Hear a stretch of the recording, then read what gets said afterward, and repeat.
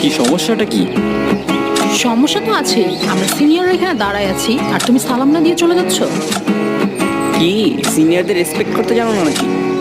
ও senior, আচ্ছা আচ্ছা আচ্ছা।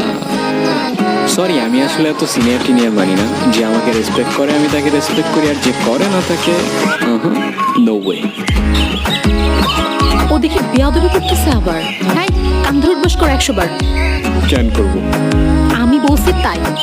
मैं तुम्हारे बाप का नौकर नहीं हूँ। এই অনেক হইছে, ও যা বলছে তার চুপচাপ কর। 100 বার গুনে গুনে কর, একটা যেন বাদ না যায়। একটা বারও করবো না।